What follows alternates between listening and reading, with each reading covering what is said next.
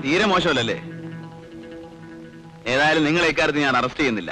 കാരണം എനിക്ക് തല്ലാനും പിടിക്കാനും ഒക്കെ കഴിവുണ്ടെന്ന് സ്വയം ബോധ്യപ്പെടുത്തി തന്നത് നിങ്ങളാ. ആ നന്ദി എപ്പോഴും ഉണ്ടായിരിക്കും. പക്ഷെ ആ റാസ്കൽ അനന്തൻ നായരോട് പോയി പറഞ്ഞേക്ക്, എന്നെ തല്ലാൻ ഇത്ര ആള് പോരെന്ന്. പോയാണോ പട്ടികളെ?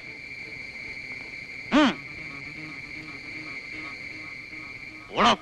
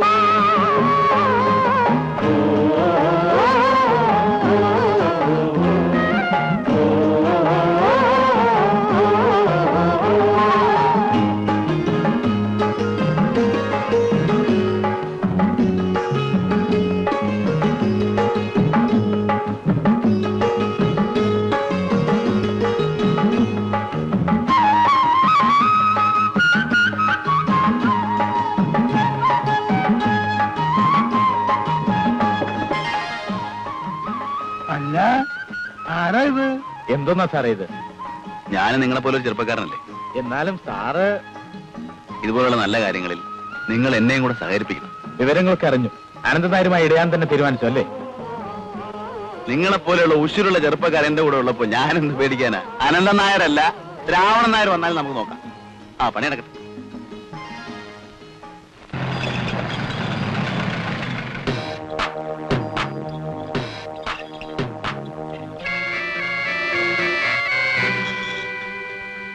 ഇതെവിടെ കൊണ്ടുപോകുന്നു?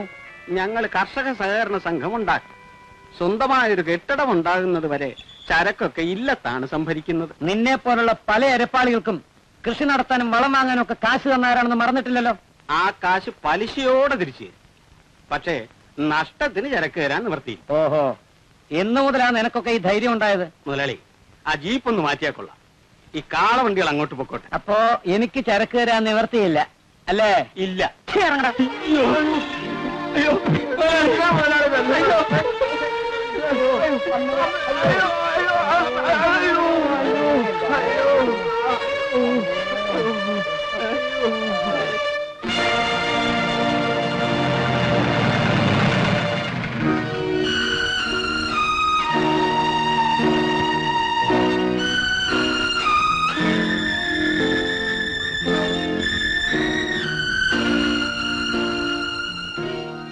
അനന്തൻ നായരോട് ഈ നാട് ഭരിച്ചോളാനൊന്നും ആരും ആവശ്യപ്പെട്ടിട്ടില്ല. അയാൾ വലിയ പണക്കാരനായിരിക്കാം. ഞാൻ പഠിച്ചിട്ടുള്ള നിയമപുസ്തകത്തിന്റെ താളുകളിലൊന്നും ഈ കള്ളർ ആസ്കൽ അനന്തൻ നായർക്ക് യാതൊരു പരിഗണനയും കൊടുത്തായി കണ്ടിട്ടില്ല. ശേഷം ചെന്നൊരു പരാതി എഴുതി കൊടുത്തിട്ട് ഹോസ്പിറ്റലിൽ പോയിക്കോളൂ. ഒരു തുറന്ന യുദ്ധത്തിന് സമയമായെന്ന് തോന്നുന്നു. ഞാൻ വരട്ടെ.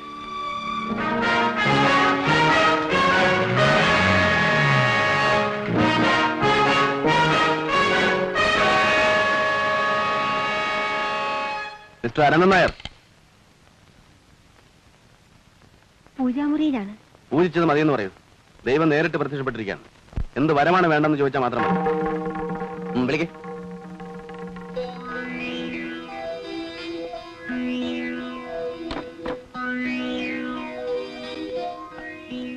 Hello inspector. കണ്ടില്ലല്ലോ കണ്ടില്ലല്ലോ എന്ന് വിചാരിച്ചിരിക്കുകയായിരുന്നു. കഴിഞ്ഞ ദിവസം എന്നെ വിളിക്കാൻ വീട്ടിലേക്ക് പറഞ്ഞയച്ചിരുന്ന ആളുകൾ പറഞ്ഞില്ലേ, മിസ്റ്റർ അനന്തൻ നായർക്ക് തരാൻ ഓരോരുത്തരുടെയും കയ്യിൽ ഞാൻ ഇഷ്ടം പോലെ സമ്മാനങ്ങൾ കൊടുത്തയച്ചിരുന്നല്ലോ. കിട്ടിയില്ലേ? കിട്ടി. പക്ഷെ അതിനേക്കാൾ എത്രയോ വലിയൊരു സമ്മാനം താങ്കൾക്ക് തരാൻ ഞാൻ ഉദ്ദേശിക്കുന്നുണ്ട്. എനിക്ക് വലിയ പ്രതീക്ഷയൊന്നുമില്ല. സമയമുണ്ടല്ലോ. അധികമില്ല. ഇൻസ്പെക്ടർ, ചെറുപ്പത്തിന്റെ ആവേശം എനിക്ക് മനസ്സിലാക്കാൻ കഴിയും. അതിന് നിങ്ങൾ ചെറുപ്പമല്ലല്ലോ. ജന്മനായുള്ള അഹന്തയും മുരടിച്ച് തുരുമ്പെടുത്തൊരു മനസ്സുള്ള നിങ്ങൾക്ക് ചെറുപ്പത്തെക്കുറിച്ചോ വലിപ്പത്തെപ്പറ്റിയോ ഒരു ചുക്കും അറിയില്ല. പാവങ്ങളുടെ തലയിൽ കയറിയെന്ന് ഇത്രയും കാലം നിങ്ങൾ സവാരി നടത്തി. മറ്റുള്ളവനെ തല്ലുമ്പോൾ അവർക്ക് എത്രമാത്രം വേദനിക്കുന്നു എന്ന് നിങ്ങൾക്ക് ഞാൻ മനസ്സിലാക്കി തരാം, അനുഭവിപ്പിച്ചു തരാം. I know you are a devil, but don't laugh like a bitch. Come with me. Inspector, അർത്ഥം അറിഞ്ഞുകൊണ്ട് തന്നെയാണോ വാക്കുകൾ ഉപയോഗിക്കുന്നത്? വരുന്നു അതോ ഞാൻ മറ്റു മാർഗങ്ങൾ സ്വീകരിക്കണം? മനസ്സിലായില്ലേ? ശ്രീമാൻ അനന്തൻ നായരെ സ്റ്റേഷനിലേക്ക് കൊണ്ടുപോകാൻ വന്നതാണ് ഞാൻ. ഓ എന്നാ നേരത്തെ പറയണ്ടായിരുന്നു. ഒന്ന് ഫോൺ ചെയ്താൽ മതിയായിരുന്നല്ലോ, ഞാൻ അങ്ങോട്ട് വരുമായിരുന്നല്ലോ. അനാവശ്യമായിട്ട് സാറ് വെറുതെ ബുദ്ധിമുട്ടി. ഒരു മിനിറ്റ്.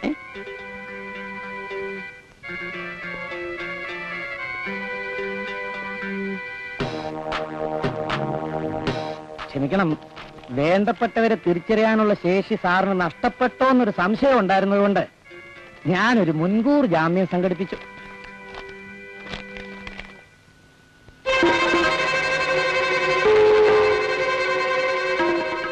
ഇതാണ് ഞാൻ ഉദ്ദേശിച്ച ഒരു സമ്മാനം. പ്രശ്നമില്ല, നേരെ പബ്ലിക് പ്രോസിക്യൂട്ടറിനെ ചെന്ന് കണ്ട് കോടതിയിൽ ഒരു പെറ്റീഷൻ കൊടുത്തോളൂ. എന്നിട്ട് കോടതി അനുവദിച്ചാൽ ഒട്ടും വൈകാതെ നേരെ ഇങ്ങോട്ട് പോന്നോളൂ. എന്നിട്ട് അറസ്റ്റ് ചെയ്തോളൂ. ഞാൻ കാത്തിരിക്കാം.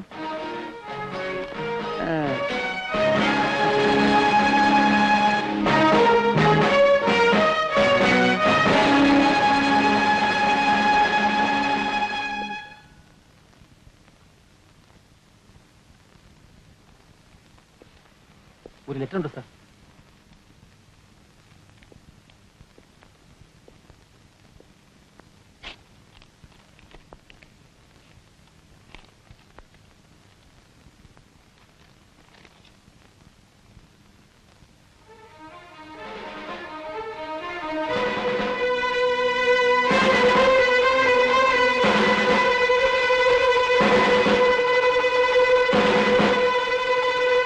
സ്ഥലമാറ്റമാണ് അല്ലേ സാർ? എങ്ങനെ മനസ്സിലായി? സാറ് തെറ്റിദ്ധരിക്കരുത്. സാറിന് ട്രാൻസ്ഫർ ഉണ്ടാകുമെന്ന് ഞാൻ പ്രതീക്ഷിച്ചതാണ്. മുതലാളിക്ക് ഡിപ്പാർട്ട്മെന്റിൽ അത്രയും പിടിയുണ്ട് സാറെ. ഉപദേശിക്കുകയെന്ന് കരുതരുത്. ഇനി പ്രശ്നമൊന്നും ഉണ്ടാക്കില്ലെന്ന് സാറ് തന്നെ നേരിട്ട് മുതലാളി പറഞ്ഞാൽ മതി. അങ്ങനെ പറഞ്ഞാൽ മുതലാളി ട്രാൻസ്ഫർ റദ്ദാക്കി തരും.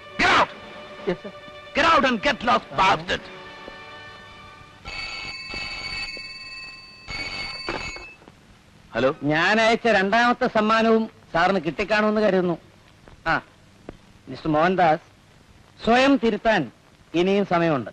അങ്ങനെ തിരുത്തേണ്ടി വരുന്നതിന് മുമ്പ് തന്റെ ജീവിതകഥയുടെ അവസാനത്തെ അധ്യായത്തിൽ ഞാൻ അടിവരയിട്ടിരിക്കും. എന്താ സാറേ പോയിട്ട്? അനന്തൻ നായരെ അറസ്റ്റ് ചെയ്തില്ലേ? ഇല്ല, അതിന് മാത്രം ഞാൻ വളർന്നിട്ടില്ല. നിങ്ങളെപ്പോലെയുള്ളവർ വോട്ട് ചെയ്തുണ്ടാക്കിയ ഭരണകൂടം വിലക്കുകളുടെ ചങ്ങല കൊണ്ട് എന്നെ തന്നെ ബന്ധിച്ചിരിക്കുകയാണ്. ഒരു സമൂഹം അത് അർഹിക്കുന്ന ഭരണകൂടമേ ലഭിക്കൂ എന്ന് പറയുന്നത് എത്രയോ ശരിയാണ്. എടോ, ഇത് സമർത്ഥന്റെയും ശക്തിയുള്ളവന്റെയും മാത്രം ലോകമാണ്. പല നാടുകളിൽ, പല പേരുകളിൽ, പല കാലങ്ങളിൽ അവനുണ്ടായിരുന്നു. മർദ്ദകനായും ചൂഷകനായും വഞ്ചകനായും. ജർമ്മനിയിൽ ആയിരക്കണക്കിന് ജൂതന്മാരെ കൊന്നൊടുക്കിയത് അവനായിരുന്നു. ഖസാക്കിസ്ഥാനിലെ നിർദ്ധനായ കർഷകർക്ക് നേരെ നിറയൊഴിച്ചതും മറ്റാരുമായിരുന്നില്ല. സമത്വത്തിനു വേണ്ടി മുറവിളി കൂട്ടി ആഫ്രിക്കയിലെ കറുത്ത വർഗ്ഗക്കാർക്ക് നേരെ ബോംബെറിഞ്ഞ് സൂചിക്കുന്നത് അവനാണ്. ആജ്ഞകളാലും വാഗ്ദാനങ്ങളാലും ഭീഷണികളാലും അവൻ വഞ്ചിക്കപ്പെട്ട സമൂഹത്തിന്റെ കഴുത്തറുക്കുന്നു. അവൻ ഒരുക്കിത്തരുന്ന നികൃഷ്ടമായ ജീവിത സാഹചര്യങ്ങളുടെ കോൺസെൻട്രേഷൻ ക്യാമ്പുകളിൽ എരിഞ്ഞടങ്ങാനാണ് നിന്റെയൊക്കെ വിധി. I am helpless. I can't protect you. You can't fight against your destiny. Go to hell and weep yourself until your bloody death.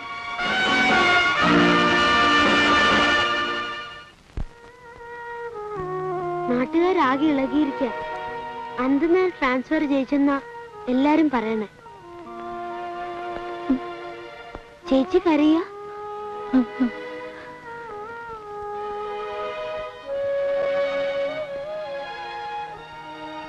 കരയുന്ന കുട്ടിയെ ഒക്കെ എനിക്കറിയാം. ഞാൻ എന്തിനാ ഭയപ്പെടുന്നത്? ആഗ്രഹങ്ങളും അഭിപ്രായങ്ങളും ഇന്ന് വരെ ഞാൻ നിങ്ങളുടെ മേലെ അടിച്ചേൽപ്പിച്ചിട്ടുണ്ടോ? പാരമ്പര്യത്തിന്റെ ജീർണഗന്ധം ശ്വസിച്ചാണ് ഞാൻ വളർന്നിട്ടുള്ളത്. സ്നേഹത്തിന്റെ മുമ്പിൽ ജാതിയും മതവും ഒന്നും ഒരു പ്രശ്നമല്ല. ഇൻസ്പെക്ടർ അയാള് ചെറുപ്പമല്ലേ, കാര്യങ്ങളൊക്കെ മനസ്സിലാക്കി വരാൻ ഇനിയും സമയമെടുക്കും. അതുകൊണ്ടാണ് അവനെ സ്ഥലം മാറ്റി കളയാമെന്ന് വെച്ചത്.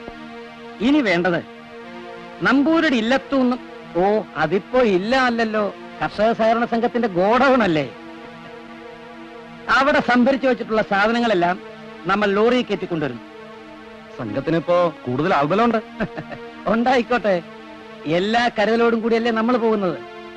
സംഘം പൊളിച്ചാലിയ നാറികളുടെ അഹങ്കാരം അവസാനിക്കും. പൊയ്ക്കോളൂ.